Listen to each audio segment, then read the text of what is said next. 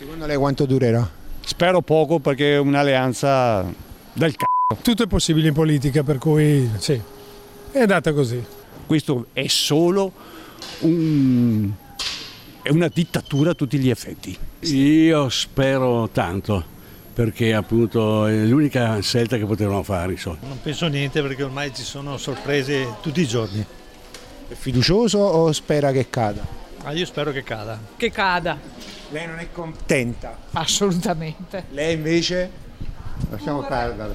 Pure? È arrabbiata? No, arrabbiata no, ma schifata sì. Non durerà, ma neanche non faranno niente, purtroppo. Questo governo chiaramente ci vorrebbe Nostradamus, però io credo che duri perché ci sono troppi interessi dai parlamentari e poi l'Europa e tutto quanto, quindi c'è buoni sponsor.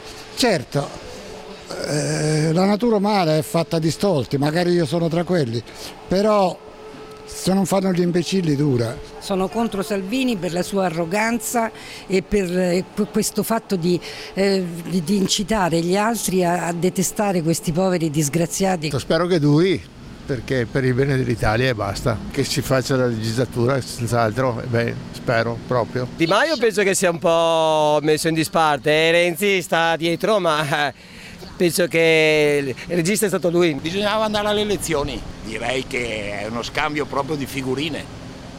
Lo scambio di figurine perché l'alleanza di prima non aveva niente a che vedere con quella attuale e si sono messi assieme i due che si dicevano di tutto, che si insultavano tutti i giorni, sembra un po' poco coerente. Che Dio ce la mandi buona.